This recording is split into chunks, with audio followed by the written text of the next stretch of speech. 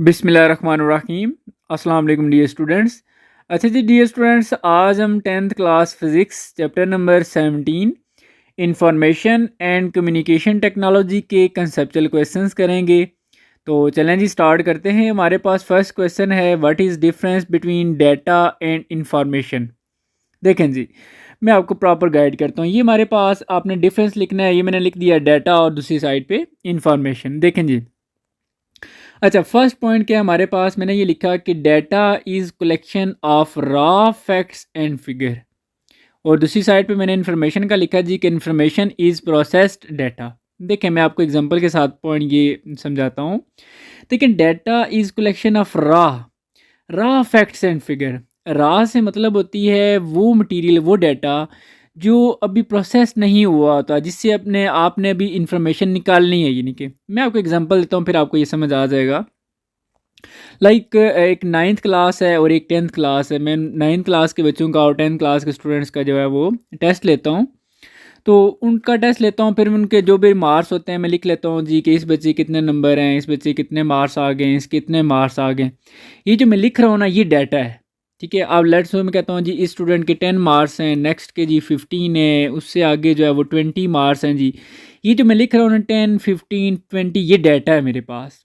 ठीक है, लेकिन इस डाटे से ये रॉ रॉ है, यानी कि रॉ फैक्ट्स एंड फिगर्स हैं। ठीक है, जब अब मैं क्या करता हूँ, ये मैं 9th का भी लिख लेता हूँ, 10th का भी लिख लेता हूँ, सब बच्चों के मार्क्स। ठीक है, अब मैं क्या करता हूँ, उस डाटे से जो मैंने मार्क्स लिखे, उस डाटे से जब मैं देखूंगा कि यार इन दोनों क्लासेस में से 9th और 10 में से कौन सी क्लास ज़्यादा बेस्ट है, तो मैं सब स्टूडेंट्स के मार्क्स देखूंगा। उन मार्क्स से मुझे एक इन्फॉर्मेशन मिलेगी कि ये क्लास बेस्ट है। लाइक मैं सब स्टूडेंट्स के मार्क्स देखता हूँ, मुझे पता चलता है जी कि जो 10th क्लास के स्टूडेंट्स हैं ये ज़्यादा ब्रिलियंट हैं। तो ये जो इन्फॉर्मेशन मुझे मिली ना कि ये 10th क्लास के जो स्टूडेंट्स हैं ये ज़्यादा ब्रिलियंट है, उस डाटे को प्रोसेस करने से। ठीक है, डाटा क्या था, वो मार्क्स से। तो बच्चों ये भी बता दूं कि ये जो अगर 9th क्लास के स्टूडेंट्स ने ये वीडियो देख ली ना, कहेंगे आप लोग सर आपने 10th क्लास के स्टूडेंट्स को ब्रिलियंट कहा है और हमें ब्रिलियंट नहीं कहा, तो मेरी खैर नहीं है। बहरहाल चलें, तो उम्मीद है बच्चों ये आपको पॉइंट समझ आ गया हो कि डाटे को जब आप प्रोसेस करते हैं तो उससे जो आगे इंफॉर्मेशन मिलती है। ठीक है, तो चलें जी, अब नेक्स्ट हमारे पास पॉइंट है कि data is not so meaningful. देखें जब मैंने मार्क्स लिख लेता हूँ सबके, लेट्स सपोज, तो वो इतना मीनिंगफुल नहीं है, लेकिन उस डाटे से जो आगे इन्फॉर्मेशन निकलती है ना, वो मीनिंगफुल है कि जी कौन सी क्लास बेस्ट है, उस क्लास में कौन से स्टूडेंट्स हैं जो ज़्यादा वर्क कर रहे हैं, वो एक इन्फॉर्मेशन होती है। ठीक है, तो इन्फॉर्मेशन इज़ मीनिंगफुल। अब नेक्स्ट पॉइंट है कि data is used as input in computer. देखिए मैं आपको गाइड करता हूँ। देखें एक लेट्स सपोज मेरे पास एक डिस्क है, उस डिस्क के अंदर कुछ वीडियोस पड़ी हुई हैं। लाइक ये वीडियोस हमारे लिए एक डाटा है। ठीक है, अब वो डाटा हो गया। अब इस डाटे को, इस डिस्क को मैं कंप्यूटर के अंदर डालता हूँ, तो ये इनपुट हो जाएगी। अब कंप्यूटर उसको क्या करेगा, उसको प्रोसेस करेगा। वो पूरा प्रोसेस करने के बाद उसी वीडियो को वो स्क्रीन पे चला देगा, तो वो हमारे लिए आउटपुट हो जाएगी। वो जब स्क्रीन के ऊपर वीडियो चलेगी तो पता चल रहा है जी कि अच्छा जी वो तो ये तो ड्रामे पड़े हुए हैं। तो ये जो इन्फॉर्मेशन मिली ना कि इस वीडियो में क्या था, ड्रामे थे, नाच थी या क्या चीज़ थी, तो ये एक इन्फॉर्मेशन थी। तो जो आपके पास जो वीडियोस थी वो डिस्क के अंदर, वो एक डाटा था। जब आपने उस डाटे को इनपुट किया कंप्यूटर के अंदर, तो कंप्यूटर ने उसको चलाया, यानी कि प्रोसेस किया, फिर स्क्रीन के ऊपर उस वीडियो को चलाया, तो वो आउटपुट हमें मिल गई, वो आउटपुट होती है। सो इन्फॉर्मेशन हमें क्या मिली उससे कि जी अच्छा ये ड्रामे पड़े हुए हैं, इस वीडियो, ये वीडियो जो सारी हैं, तो वो इन्फॉर्मेशन है हमारे लिए। ठीक है, information is used as output of computer. अच्छा जी, नेक्स्ट मैं कहता हूँ कि रॉ डाटा अलोन, ये जो डाटा होता है ना हमारे पास, इज़ इनसफिशेंट। इनसफिशेंट का मतलब है कि कंप्लीट नहीं है फॉर डिसीजन मेकिंग। हम डिसाइड नहीं कर सकते। लाइक अभी मैं डिस्क की एग्जांपल देता, डिस्क के अंदर वीडियोस पड़ी हुई हैं, अब मैं डिसाइड नहीं कर सकता ये जो डिस्क के अंदर वीडियोस हैं, ये जो डाटा है, ये क्या चीज़ है। ठीक है, जब तक इस डाटे के प्रोसेस नहीं होगा, आगे इन्फॉर्मेशन नहीं आ जाती, तब तक हम कोई डिसीजन नहीं ले सकते। डिसीजन से मुराद, अब मैं नहीं बता सकता किसी को कि ये जो डाटा पड़ा हुआ है ये क्या चीज़ है, ड्रामे हैं, नाच हैं या क्या है। ठीक है, मैं कोई डिसीजन नहीं ले पा रहा। जब उसको कंप्यूटर के अंदर डालेंगे, कंप्यूटर उसको प्रोसेस करेगा, फिर वो जब वीडियो चलेगी फिर पता चलेगा जी अच्छा ये तो ड्रामे पड़े हुए हैं, ये नाच हैं, ये समथिंग जो भी चीज़ है। ठीक है।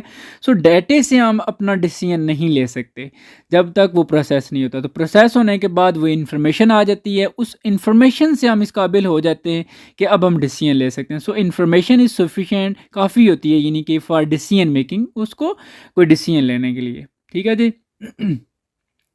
अब नेक्स्ट, अब data is an independent entity. Independent का मतलब ये है कि कोई शय है, कोई चीज़ है, यानी कि डाटा जो भी जो नंबर्स हैं लाइक मार्क्स हैं, ये एक यानी कि इंडिपेंडेंट एंटिटी है। ठीक है, किसी पे डिपेंड नहीं कर रहा। लेकिन जो इन्फॉर्मेशन होती है, इन्फॉर्मेशन डाटे को प्रोसेस करने से आती है। डाटा ही ना हो तो इन्फॉर्मेशन कहाँ से आएगी। सो इन्फॉर्मेशन डिपेंड करती है डाटे पे। ठीक हो गया। अच्छा जी, नेक्स्ट पॉइंट है जी कि data is low level knowledge. देखें, डाटा पहले होता है, डाटे के बाद फिर अगला जो लेवल है उस डाटे से हमें इन्फॉर्मेशन मिलती है। सो हम कहते हैं कि डाटा हमारे पास एक लो लेवल नॉलेज है उस डाटा के बाद, क्योंकि इतनी इन्फॉर्मेशन नहीं दे रहा, उतना नॉलेज बेस नहीं है, इतना मीनिंगफुल नहीं होता। लेकिन इस डाटे को जब प्रोसेस किया जाता है तो फिर इससे जो आगे चीज़ मिलती है ना, वो जो इन्फॉर्मेशन होती है वो उसका अगला लेवल होता है। तो हम कहते हैं information is the second level of knowledge. अच्छा जी, मैंने एग्जांपल लिखी है कि स्टूडेंट्स टेस्ट मार्क दे, लाइक मैं एक स्टूडेंट, मैं क्लास का है उसका मैं टेस्ट लेता हूँ, उनके जो भी मार्क्स हैं, लाइक एक स्टूडेंट के जी 10 है, नेक्स्ट के 12 है, 13 है जी, 14 है, ये सारा एक डाटा है। ठीक है। अब उस डाटे से मुझे क्या मिलेगा जी, उस डाटे को जब मैं लिस्ट बनाऊंगा, पूरी देखूंगा कि जी अच्छा ये जो 9th क्लास है इनकी एवरेज मार्क्स कितने हैं, ठीक है, और 10th क्लास जो है इनकी एवरेज कितनी है, ठीक है, तो उससे मैं आइडिया लगा लूँगा कि जी कौन सी क्लास दोनों में बेस्ट है। So the average marks of a class is the information. तो वो हमारे लिए इंफॉर्मेशन होगी जो हम उससे अखज़ करेंगे कि यार अच्छा ये क्लास बेस्ट है। ठीक है, ये एक हमारे लिए इन्फॉर्मेशन होती है किस्म की, drive from the given data. अच्छा डियर स्टूडेंट्स, मैंने यहाँ पर 7 पॉइंट्स लिखे हैं। अभी भी मेरे पास बहुत से पॉइंट्स हैं लिखने के लिए, लेकिन हमने देखना होता है कि बोर्ड के लिहाज से कि हमने किसी क्वेश्चन का जो आंसर करना होता है। ठीक है, तो यहाँ से आप कोई से 5 पॉइंट जो आपको ईजी लग रहे हैं, अच्छे से समझ भी आ गए, वो आप लिख लें। ठीक है, सारे बेशक ना लिखें। देखिए मैं डाटा कंप्लीट, देखें मैं कंप्लीट आंसर लिख रहा होता हूँ ताकि कुछ स्टूडेंट्स जो इसको अच्छे से कंसेप्ट क्लियर करना चाह रहे हैं उनका कंसेप्ट भी अच्छे से क्लियर हो जाए। और जो है ना, अब लेट्स सपोज यहाँ से आप कुछ शॉर्ट भी कर सकते हैं। अच्छा जी, नेक्स्ट क्वेश्चन है हमारे पास जो कि वेरी इंपॉर्टेंट है। Briefly explain the process of transfer of information via radio waves through air. देखें जी, अब हमने क्या करना है, जो रेडियो से हमें इंफॉर्मेशन, लेट्स सपोज रेडियो में एक बंदा वहाँ से बोल रहा है, उसकी सारी जो बात है वो हम तक पहुँच रही है। ठीक है, तो ये जो रेडियो के थ्रू यानी कि रेडियो वेव्स के थ्रू और एयर में यानी कि हम तक वो आवाज़ पहुँच रही होती है, वो इन्फॉर्मेशन पहुँच रही होती है, वो कैसे पहुँच रही होती है, ये पूरा प्रोसेस हमने एक्सप्लेन करना है। तो देखें जी, मैं आपको साथ साथ इसको डायग्राम्स के थ्रू भी एक्सप्लेन करूँगा ताकि आपका कंसेप्ट बहुत अच्छे से क्लियर हो जाए। लेकिन स्टूडेंट्स मैं आपको ये कहूँगा कि ये क्वेश्चन सुनने से पहले आपको टॉपिक भी अच्छे से क्लियर होना चाहिए। ठीक है, देखिए when a person speaks in microphone, जब एक बंदा माइक्रोफोन में यानी कि बोलता है, ठीक है, लाइक ये आप साथ साथ एक पूरी एक डायग्राम भी देख रहे हैं, इसमें देखें एक साउंड बनी हुई है, उस साउंड देखें जो भी बंदा है ना वो जब बोलेगा तो उसकी वो साउंड होगी, साउंड प्रोड्यूस होगी, वो साउंड आगे देखें ये एक माइक्रोफोन है, वो माइक्रोफोन में जब बोलता है तो वो माइक्रोफोन क्या करता है, उस साउंड को, उस साउंड वेव्स को समझ लें कि इलेक्ट्रिकल वेव्स में या सिग्नल्स में हम कह सकते हैं, इलेक्ट्रिकल सिग्नल्स में कन्वर्ट कर देता है। ठीक है, सो मैं यहाँ पर कहता हूँ when a person speaks in microphone, जब वो माइक्रोफोन में बोलता है, microphone convert sound into electrical signal. तो माइक्रोफोन क्या करता है, उस साउंड को सिग्नल में कन्वर्ट कर देता है। ठीक है, जैसा कि आप देख रहे हैं डायग्राम में। ठीक है, फिर क्या होता है जी, उस इलेक्ट्रिकल सिग्नल को हम करंट भी कह सकते हैं। अच्छा, फिर क्या होता है कि these electrical signals are given to transmitting antenna. ये जो सिग्नल हैं ये फिर किसको दिए जाते हैं, एंटीना को। लेकिन इसमें भी एक पूरा प्रोसेस होगा, यहाँ पर तो मैंने बहुत डिटेल में तो नहीं लिखा, बीच में भी पूरी कहानी लिखता तो बहुत लंबा चौड़ा आंसर हो जाता। देखें ये जो इलेक्ट्रिकल सिग्नल्स है ये एंटीना को दिए जाते हैं, लेकिन एंटीना जो है वो उसको आगे भेज देता है थ्रू एयर्स। लेकिन यहाँ पर भी एक पूरा प्रोसेस है, क्या है उसको ज़रा आपने अभी अंडरस्टैंड करना है। देखें जब ये सिग्नल्स एंटीना से जाके स्ट्राइक करते हैं, देखें हम थोड़ा सा आगे पढ़ लेते हैं, दी चार्जेस इन द एंटीना। अब एंटीना के अंदर जो चार्जेस होते हैं ऑसिलेट, जब ये इलेक्ट्रिकल सिग्नल उनसे स्ट्राइक करते हैं तो चार्जेस जो होते हैं एंटीना के अंदर तो वो ऑसिलेट करते हैं, मूव करते हैं टू एंड फ्रो। ठीक है, ड्यू टू इलेक्ट्रिक सिग्नल, इन इलेक्ट्रिक सिग्नल्स की वजह से जब वो ऑसिलेट करते हैं ना, due to which they produce electromagnetic radio waves, तो फिर वो क्या प्रोड्यूस करते हैं, इलेक्ट्रोमैग्नेटिक रेडियो वेव्स। अब वो इलेक्ट्रोमैग्नेटिक रेडियो वेव्स, अब यहाँ पर क्या होता है, इसको आपने अंडरस्टैंड करना है, ठीक है। ये अब ज़रा डायग्राम देख लें। देखें, ये साउंड प्रोड्यूस हुई माइक्रोफोन में, माइक्रोफोन ने क्या किया, उसको इलेक्ट्रिकल सिग्नल में, ये सिग्नल में कन्वर्ट कर दिया। एक्चुअली इस सिग्नल को एम्पलीफाई करते हैं। एम्पलीफायर कौन करता है, एम्पलीफायर। एम्पलीफाई क्यों करते हैं, यानी कि थोड़ा सा उसको मज़ीद स्ट्रॉन्ग बना देते हैं, क्योंकि इसने ज़्यादा डिस्टेंस ट्रैवल करना होता है इस साउंड ने, इस इलेक्ट्रिकल सिग्नल ने, ठीक है। तो इसको हम एम्पलीफाई करते हैं। ये देखें, ये एम्पलीफाई हो गया। एम्पलीफाई होने के बाद इसको मज़ीद हम मॉड्यूलेट करते हैं इलेक्ट्रोमैग्नेटिक वेव्स के साथ, ठीक है। ये जो इलेक्ट्रोमैग्नेटिक वेव्स प्रोड्यूस होती हैं ना, जो एंटीना से मैंने अभी बताया, ये फिर उसके साथ हम क्या करते हैं, ये क्योंकि वीक इलेक्ट्रोमैग्नेटिक वेव्स होती हैं, ठीक है, रेडियो वेव्स होती हैं। अब क्या होता है, वो जो सिग्नल्स होता है वो इनके साथ मॉड्यूलेट किया जाता है, यानी कि अब मैं एग्जांपल दे देता हूँ कि लाइक हमारे पास आपने किसी नज़दीक तरीन जगह में जाना हो तो आप इजीली जा सकते हैं, ठीक है। आपको पैदल भी जा सकते हैं, बाइक के थ्रू भी जा सकते हैं। लेकिन अगर आपने ज़्यादा दूर जाना हो, ठीक है, तो फिर आप क्या करेंगे, आप किसी बस या किसी कार के थ्रू जाएंगे, ठीक है। तो यहाँ पर सिग्नल को दूर तक लेके जाने वाला कौन है, वो इलेक्ट्रोमैग्नेटिक रेडियो वेव्स हैं, ठीक है। क्योंकि इलेक्ट्रोमैग्नेटिक रेडियो वेव्स ऐसी वेव्स हैं जिनको कोई मीडियम नहीं चाहिए, ये एयर में इजीली यानी कि मूव कर सकती हैं, ठीक है। सो इसलिए ये समझ लें, ये सिग्नल की एक बस है जिसमें वो ट्रैवल करके जहाँ जहाँ भी आगे उसने जाना है वहाँ तक वो जाएगा, ठीक है। तो इलेक्ट्रोमैग्नेटिक वेव्स क्या है कि ये इजीली क्योंकि मूव कर सकती हैं, ठीक है। तो इनके थ्रू हम उस सिग्नल को फिर आगे नेक्स्ट रिसीवर तक पहुंचाते हैं, ठीक है। ये पूरा जो मैं बता रहा था ना आपको, ये ट्रांसमीटर था। अब ये सारा कुछ यानी कि आगे शिफ्ट होगा, एक नया डायग्राम मैं आपको दिखाता हूँ, वो भी वो वहाँ पे वो रिसीव हो जाएगा ये सारा सिग्नल, ठीक है। देखें, अब मैंने सारी बातें बताई, इनको हम लिख लेते हैं कि these weak electromagnetic radio waves are mixed, ये मिक्स्ड की जाती हैं, ठीक है, यानी कि मॉड्यूलेटेड की जाती हैं, modulate with strong electromagnetic waves. EM का मतलब है इलेक्ट्रोमैग्नेटिक वेव्स, स्ट्रॉन्ग के साथ इसलिए ताकि इन्होंने ज़्यादा डिस्टेंस ट्रैवल करना होता है, ठीक है, so that it could cover large distance, ताकि ज़्यादा डिस्टेंस कवर कर सकें, ठीक है। ये कहानी सारी मैं आपको ऑलरेडी बता चुका हूँ। अच्छा, व्हेन दीज, अब कहानी शुरू होने वाली है कि ये जब रिसीवर के पास जब पहुँचेंगी, तो when these electromagnetic radio waves strike receiving antenna, ठीक है, जब रिसीविंग एंटीना के साथ स्ट्राइक करेंगे, दे प्रोड्यूस इलेक्ट्रिकल सिग्नल, तो वहाँ पे क्या प्रोड्यूस करेंगे, ये दोबारा से इलेक्ट्रिकल सिग्नल प्रोड्यूस करेंगे, विच आर एम्पलीफाइड, जिसको एम्पलीफाई किया जाता है। ये आप डायग्राम देखें, ठीक है, ये रिसीवर वाला सारा आपको ये नज़र आ रहा है। इसमें ये एंटीना बना हुआ है, जब ये एंटीना के साथ ये इलेक्ट्रोमैग्नेटिक वेव्स आके स्ट्राइक करती हैं तो ये इलेक्ट्रिकल सिग्नल प्रोड्यूस करती हैं। इन सिग्नल्स को हम एम्पलीफाई करते हैं, कि अगर यानी कि थोड़ा सा मज़ीद इसको स्ट्रॉन्ग कर देते हैं, ताकि अगर रास्ते में किसी किस्म का अगर कोई लॉस हुआ हो तो ये प्रॉपर दोबारा से क्लियर हो जाए, ठीक है। तो यहाँ पर इनको एम्पलीफाई किया जाता है। अब आपको पता है कि इस इलेक्ट्रोमैग्नेटिक हमने मॉड्यूलेट भी किया हुआ है, ठीक है। तो इधर हम क्या कर देंगे, इसको डीमॉड्यूलेट करेंगे, ठीक है। ये कौन करेगा, डीमॉड्यूलेटर करेगा। तो यहाँ पर देखें, देन इट इज़ डीमॉड्यूलेटेड, ठीक है, अलग से उसको अलग कर लेते हैं, उस इलेक्ट्रोमैग्नेटिक वेव से उसको अलग कर देते हैं, यानी कि इन्फॉर्मेशन सिग्नल इज़ सेपरेटेड। वो जो सिग्नल है ना, वो जो साउंड वाला था जिसमें इन्फॉर्मेशन है, उसको सेपरेट कर दिया जाता है, और इलेक्ट्रोमैग्नेटिक रेडियो वेव्स को सेपरेट कर दिया जाता है, ठीक है। एंड फेड टू, ये जो इन्फॉर्मेशन वाला सिग्नल है इसको फेड किया जाता है सर्किट में, और finally it is given to speaker to reproduce sound, और इससे दोबारा से वही जो साउंड वो आई होती है वो दोबारा से यहाँ पर फिर हमें सुनाई देती है। तो ये था एक पूरा प्रोसेस मैंने आपको, लेकिन स्टूडेंट्स मैं फिर भी कहूँगा कि आपको शायद मुश्किल लगे, क्योंकि इसको समझने के लिए आपको लाजमी है कि आप पहले टॉपिक्स को बहुत अच्छे से अंडरस्टैंड करके आए, फिर ये आप क्वेश्चन को आपको बहुत अच्छे से समझ आएगा। अच्छा जी, अब नेक्स्ट हम क्वेश्चन करते हैं number 3। What is difference between primary and secondary memory? Why do we need both in computers? ये स्टूडेंट्स थोड़ा सा टाइम लग रहा है, देखिए मैं आपको एक ही चीज़ गाइड कर रहा हूँ, एक मिनट भी बीच में ज़ाया नहीं हो रहा, तो समझाते हुए थोड़ा टाइम भी लग रहा है, ठीक है, आपने परेशान नहीं होना।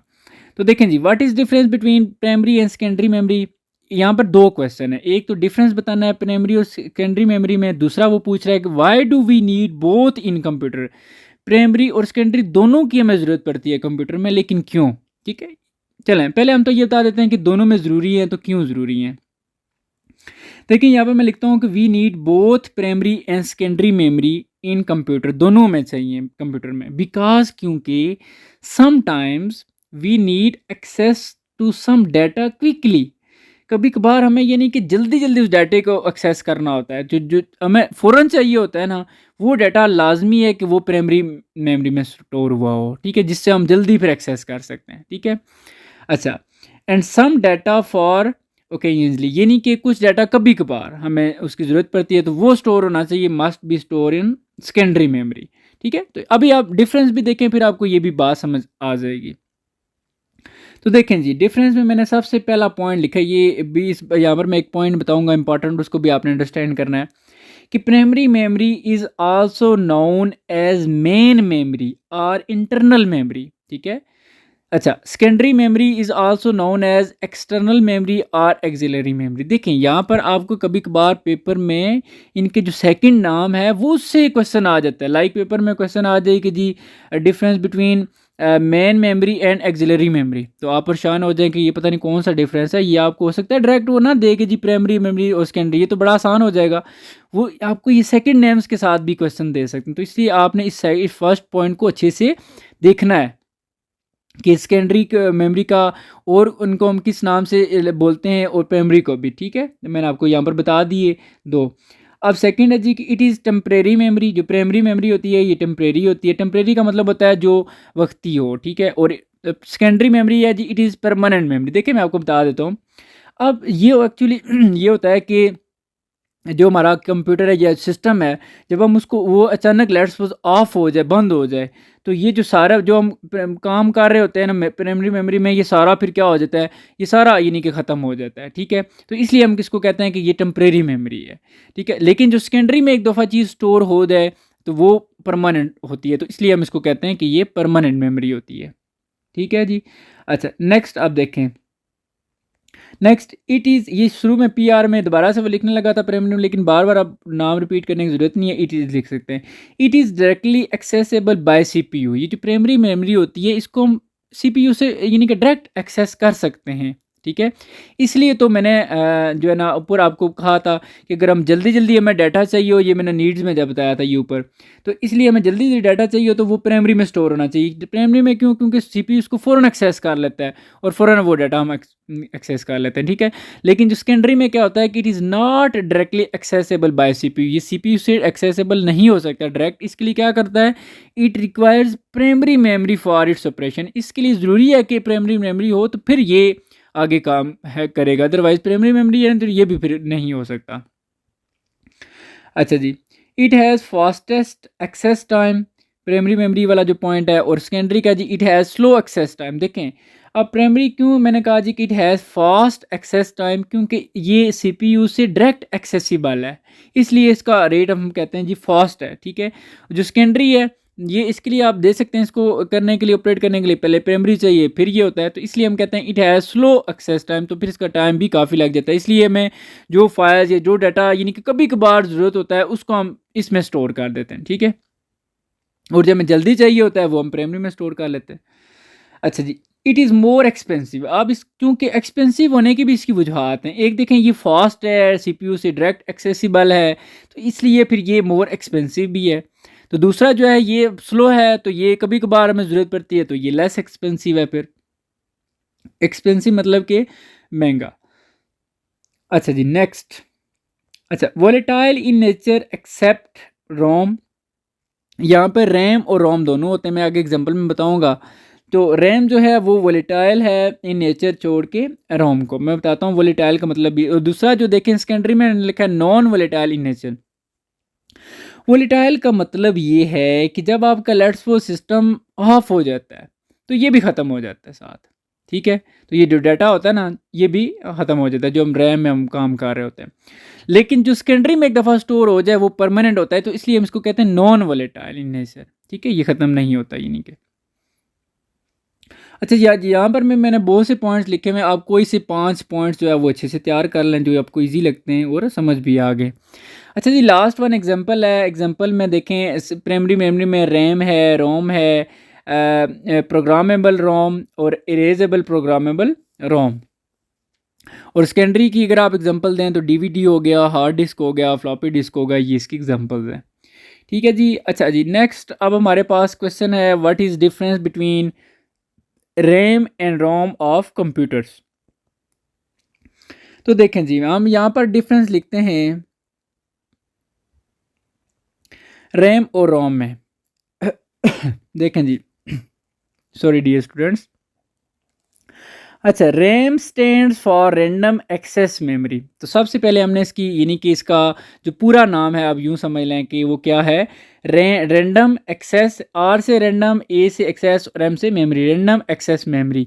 और जो रोम है वो क्या है जी, ROM stands for read only memory. ठीक है जी। मज़ीद भी मैं आपको आगे गाइड करता हूँ कि ये क्या है। देखिए, रैम डाटा इज़ वोलेटाइल, यानी कि मैंने आपको ऊपर भी बताया कि ये जब सिस्टम ऑफ हो जाए तो ये भी ख़त्म हो जाता है साथ सारा, फिर ठीक है लॉस हो जाता है। तो ये रैम डाटा हम कह सकते हैं कि वोलेटाइल है। अब जो रोम में जो डाटा सेव हो जाता है वो परमानेंट हो जाता है फिर, तो इसलिए हम कहते हैं ROM data is non volatile, यानी कि परमानेंट भी हम कह सकते हैं। अच्छा जी, next, data can be modified. Modified का मतलब है उसको हम रीड भी कर सकते हैं, उसको एडिट करके राइट भी कर सकते हैं, उसमें कुछ चीज़ें ऐड भी कर सकते हैं, उससे कुछ चीज़ें निकाल भी सकते हैं। ठीक है, ये डाटा कैन बी मॉडिफाइड। जो रैम वाला डाटा ये मॉडिफाइड हो सकता है, लेकिन जो रोम वाला है data can not be modified, इसलिए तो इसका नाम है ना data can only be read. इसको जस्ट हम रीड कर सकते हैं, इसको हम दोबारा से राइट कर नहीं कर सकते, ये जस्ट रीडेबल है। ठीक है, तो इसका नाम भी इसलिए था कि रीड ओनली मेमोरी। अच्छा जी, इट इज़ अ हाई, जो रैम वाला it is a high speed memory, ये हाई स्पीड मेमोरी है। और जो दूसरा है it is much slower then RAM, ये स्लो है।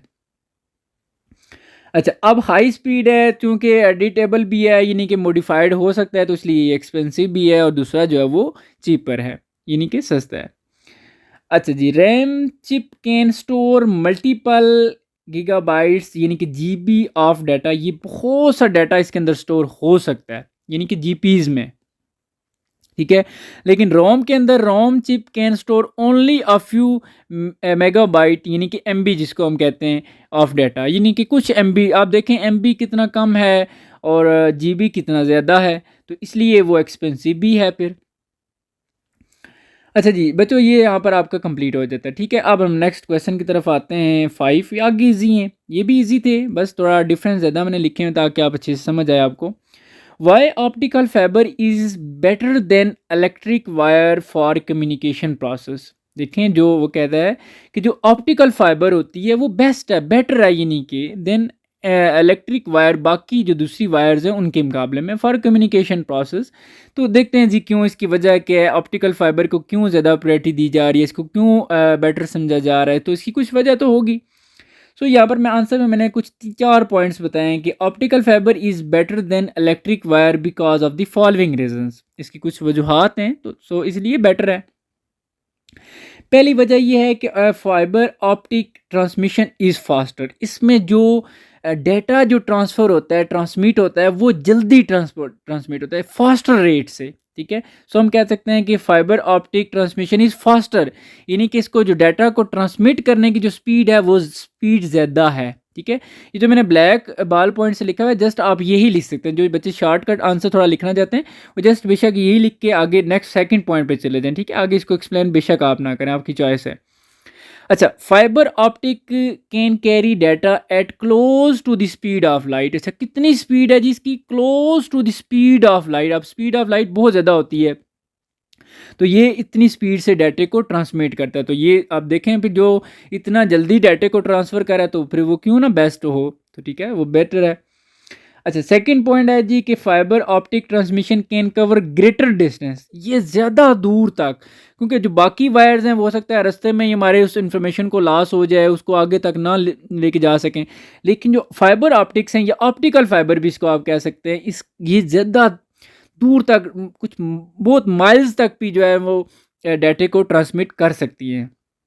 लेकिन जो दूसरी इलेक्ट्रिक वायर्स हैं वो तो रास्ते में कहीं ख़राब हो जाती हैं और वो डाटे को ट्रांसमिट नहीं करती भी। ठीक है, अच्छा जी, सेकंड थर्ड पॉइंट है, सॉरी, फाइबर ऑप्टिक्स और लाइटर, ये थोड़ा लाइट होती है। ठीक है, लाइट, ठीक है। Optical fibre is much lighter than any electric wire, बाकी के मुकाबले में ये बाकी जो है वो थोड़ा हैवी होती हैं और ये थोड़ी सी लाइट भी होती है, ठीक है। ये भी हमारा, ठीक है। अब आजकल जो दौर है, अब हर चीज़ स्मार्ट और लाइट, ठीक है। हैवी चीज़ों को अब कोई भी लाइक नहीं करता, स्मार्ट और लाइट चीज़, लाइटर होनी चाहिए चीज़ें, ठीक है। तो इसका ये भी फ़ायदा है। और इसके बाद जो second last, sorry last point जो फोर्थ लिखा है मैंने, वो भी वेरी इंपॉर्टेंट है कि फाइबर ऑप्टिक्स या optical fibre can transmit signal without any loss, बगैर लॉस किए ये उस इंफॉर्मेशन को, उस डाटे को, उस सिग्नल को जो है ना वो ज़्यादा डिस्टेंस तक जो है वो पहुंचा देती हैं। जैसे कि आपने पढ़ा था कि टोटल इंटरनल रिफ्लेक्शन का प्रोसेस भी होता है ऑप्टिकल फाइबर के अंदर, तो यही इसी ऑप्टिकल फाइबर के थ्रू आपने वहाँ पर एक पॉइंट पढ़ा था कि ये डाटे को पावर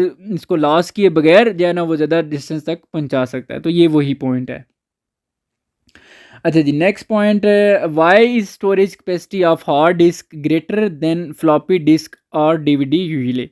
वो कहता है कि जो स्टोरेज कैपेसिटी है हार्ड डिस्क की वो ग्रेटर है किसके मुकाबले में जी, फ्लॉपी डिस्क और डीवीडी के मुकाबले में। देखें, अब जो हार्ड डिस्क है इसको डिज़ाइन ही ऐसे तरीके से किया गया है कि इसके अंदर कैपेसिटी ही ज़्यादा है। मैं कहता हूँ आपके पास कुछ दो चीज़ें हैं, ठीक है।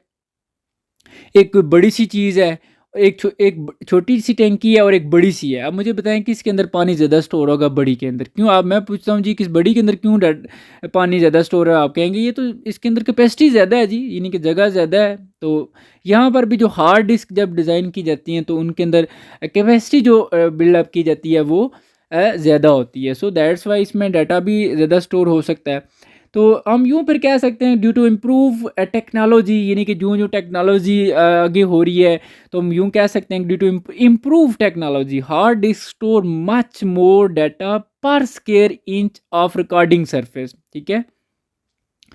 अच्छा जी, सेकंड पॉइंट है, इजी है बच्चों, को इतना मुश्किल नहीं है ये।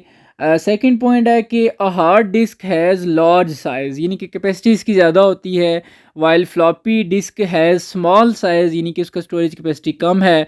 सो हम यहाँ पर ये भी इस पॉइंट में कह सकते हैं, सो टू इंक्रीज़ द स्टोरेज, अगर स्टोरेज को आपने बढ़ाना है, the size of storage device would also increase, तो उनका साइज़ भी यानी कि कैपेसिटी भी ज़्यादा होनी चाहिए, ठीक है। अच्छा जी, सेकंड है, थर्ड पॉइंट है कि hard disk has more than two disk, ठीक है, लेकिन जो फ्लॉपी डिस्क है कंटेन सिंगल डिस्क, इसमें जस्ट ओनली एक ही होती है।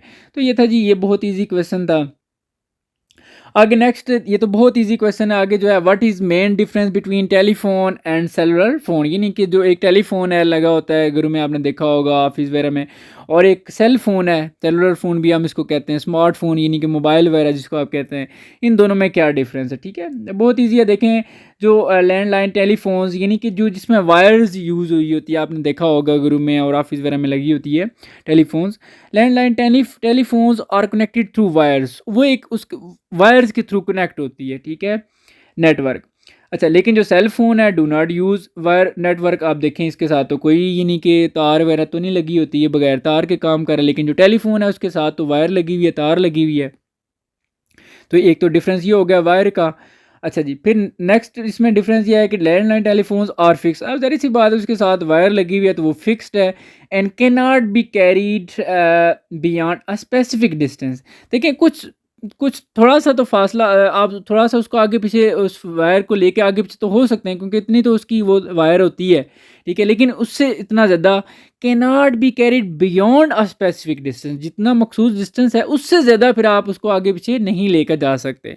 लेकिन मोबाइल फ़ोन्स को आप कहीं भी लेकर जा सकते हैं बहुत easily. Mobile phone can be carried anywhere easily, इसको आप कहीं भी लेकर जा सकते हैं क्योंकि इसके साथ वायर तो नहीं होती। अच्छा जी, थर्ड पॉइंट है कि लैंडलाइन या telephone can not be connected to internet, ये इंटरनेट से कनेक्ट नहीं हो सकती टेलीफोन, ठीक है। लेकिन जो मोबाइल फ़ोन है या स्मार्टफोन है can be connected to internet, ये इंटरनेट से भी कनेक्ट हो सकता है। अच्छा जी, नेक्स्ट पॉइंट है, landline is not easily available in case of emergency if the person is far away from the telephone, अगर बंदा टेलीफोन से दूर हो और उसे अर्जेंट यानी कि इमरजेंसी हो उसे तो फिर आप देखें वो अवेलेबल तो नहीं होगी, फिर उसके लिए उसे तो पहले जाना पड़ेगा टेलीफोन के पास, तो फिर जाके। लेकिन यहाँ पर सेल फ़ोन का क्या है कि cell phone is carried anywhere and it can use in emergency, इसको आप कहीं भी लेकर जा सकते हैं और जब भी आप चाहें, जब भी कोई इमरजेंसी हो, आप फ़ौरन इसको यूज़ कर सकते हैं, सो कॉल कर सकते हैं, ठीक है। ये कुछ मेन डिफरेंस थे, ये बहुत ईजी है, मुश्किल नहीं है। अच्छा डियर स्टूडेंट्स, यहाँ पर मैं आपको एक पॉइंट बताता चलूँ कि जो 10th क्लास की फ़िज़िक्स है, ये जो मैं आपको करवा रहा हूँ new book national book foundation, इसकी मैं कौन सी चीज़ें अपलोड कर चुका हूँ और मज़ीद कुछ इंपॉर्टेंट बातें भी मैं आपको साथ अभी शेयर करने लगा हूँ इसके बाद।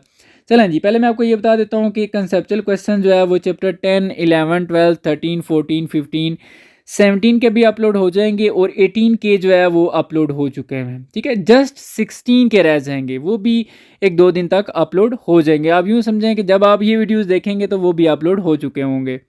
अच्छा जी, न्यूमेरिकल्स तो पूरी बुक के अपलोड हो चुके हैं, चैप्टर 10, 11, 12, 13, 14, 15 और 18। यहाँ से 16, 17 के न्यूमेरिकल हैं ही नहीं, तो बाकी न्यूमेरिकल सारे कंप्लीट अपलोड हो चुके हैं। ठीक है। अच्छा, एमसीक्यू जो है वो अभी तक चैप्टर 10 और 11 के अपलोड हुए हैं। एमसीक्यूज़ का इतना इशू नहीं होता, वो इतना टाइम नहीं लेते, वो एक दिन में भी अपलोड हो सकते हैं, आपने परेशान नहीं होना। अब जो वेरी इंपॉर्टेंट चीज़ है डियर स्टूडेंट्स कि मैं आपको इंशाल्लाह ये सारा कुछ, पहले तो मेरा टारगेट था कि कंसेप्चुअल क्वेश्चंस, न्यूमेरिकल्स और एमसीक्यूज़ जो एक्सरसाइजेज के हैं ये अपलोड कर दूं। इसके बाद इंशाल्लाह मैं आपको आपके साथ जो है वो इंपॉर्टेंट एसएलओज बेस्ड एमसीक्यूज शेयर किया करूँगा, पीडीएफ फाइल्स भी इंशाल्लाह आपके साथ शेयर करूँगा, कुछ इंपॉर्टेंट क्वेश्चंस जो है वो शेयर करूँगा, गेस्ट पेपर भी इंशाल्लाह होंगे। जो जो चीज़ें मैं आपको प्रोवाइड करूँगा इस चैनल के ऊपर फिज़िक्स की, आप उनको तैयार कर लें। इंशाल्लाह इंशाल्लाह मैं गारंटी के साथ कहता हूँ आपके पूरे मार्क्स आएंगे। लेकिन मैं स्टूडेंट्स यहाँ पर एक बात लाजमी साथ कहूँगा और मैं कहता भी हूँ कि आप लोगों ने मैं जो चीज़ें प्रोवाइड कर रहा हूँ इनको अंडरस्टैंड करना है, इनको समझना है, ऐसे नहीं रटा लगा लेना। ऐसे ही रटा लगा लेंगे ना तो फिर आप मारे जाएंगे। मैं पहले भी बता रहा हूँ, पेपर आपका अच्छा फिर नहीं होगा। चीज़ों को अंडरस्टैंड करेंगे तब आप इस काबिल होंगे कि पेपर में अगर कोई भी क्वेश्चन बनता है आप उसको अटैम्प्ट कर लें। ठीक है, मैं इंशाल्लाह आपको हर चीज़ यहाँ पर इस चैनल पर प्रोवाइड कर दूंगा। इसलिए आप इस चैनल को सब्सक्राइब करके एक तो इस एकेडमी फजल एकेडमी का हिस्सा बने, और सेकंड जब आप सब्सक्राइब करके साथ बेल आइकन पर भी प्रेस कर लेते हैं, ऊपर वाला जो होता है फॉर ऑल वीडियोस वाला, तो इस तरह जब जैसे ही कोई चैनल पर वीडियो अपलोड होती है ना, फ़ौरन आपको नोटिफिकेशन मिल जाता है, फ़ौरन आपको पता चल जाता है जी कि ये वीडियो अपलोड हो चुकी है। ठीक है, तो जस्ट फिजिक्स नहीं बल्कि मैं आपको कुछ अपडेट्स भी देता हूँ कि जी अब छुट्टी है नहीं छुट्टी है, जी रिज़ल्ट कब आएगा, डेट शीट, और बोर्ड ने कुछ इंपॉर्टेंट बातें बताई होती हैं वो भी मैं आपके साथ शेयर करता हूँ। तो इस चैनल पे इंशाल्लाह आपको कोई फजूल वीडियो नहीं मिलेगी, सारी इंपॉर्टेंट बातें होंगी। तो इस चैनल को सब्सक्राइब करके फजल एकेडमी का हिस्सा भी बने। तो चलें जी, अब आगे हम स्टार्ट करते हैं। जो मेरा मेन टारगेट था जी, चलें जी, अब हमारे पास क्वेश्चन नंबर 8 है और लास्ट क्वेश्चन है कि how data is stored in hard disk, describe briefly. ठीक है, हार्ड डिस्क के अंदर डाटा कैसे स्टोर होता है, ये तो वेरी सिंपल है स्टूडेंट्स, लेकिन ये आपको टॉपिक्स को अच्छा से अंडरस्टैंड करें तो फिर आपको ये ईजी भी लगेगा। ठीक है, अदरवाइज मुश्किल भी लग सकता है। देखिए, data is stored on a hard disk in binary code, तो आपको पता होना चाहिए जो भी जो डाटा स्टोर होता है हार्ड डिस्क में वो बाइनरी कोड्स की फॉर्म में होता है। ठीक है, लाइक 1 और 0 की फॉर्म में। ठीक है, तो information is spread out on the magnet layer, फिर उसमें इन्फॉर्मेशन जो है वो स्प्रेड आउट होती है of the disk and or read or written by the read heads that float above the surface thanks to the layer of air produced by the ultra fast rotation of the disk। Simple है जी, मैं आपको अगर इसका summarise बताऊं कि इसका ये है डाटा स्टोर कैसे होता है, तो वो बाइनरी कोड की फॉर्म में स्टोर होता है, यानी कि 1 और 0 की फॉर्म में। ठीक है, तो ये कोई भी डाटा लाइक मैं कहता हूँ ए बी सी, तो हर जो भी इंफॉर्मेशन है उसका एक कोड्स है, लेकिन वो 0 और 1 की फॉर्म में डाटा स्टोर होता है। सिंपल इसका ये आंसर है। ठीक है, तो डी स्टूडेंट्स, यहाँ पर ये आपके चैप्टर के कंसेप्चुअल क्वेश्चन कंप्लीट हो जाते हैं। अगर आपने इस चैनल को अभी तक सब्सक्राइब नहीं किया हुआ तो इस चैनल को सब्सक्राइब करना मत भूलिएगा। चैनल को सब्सक्राइब करें, फजल एकेडमी का हिस्सा बने। तो इंशाल्लाह नेक्स्ट वीडियो में आपके साथ फिर मुलाकात होगी, तब तक अपना बहुत सारा ख्याल रखिएगा। अल्लाह हाफिज़।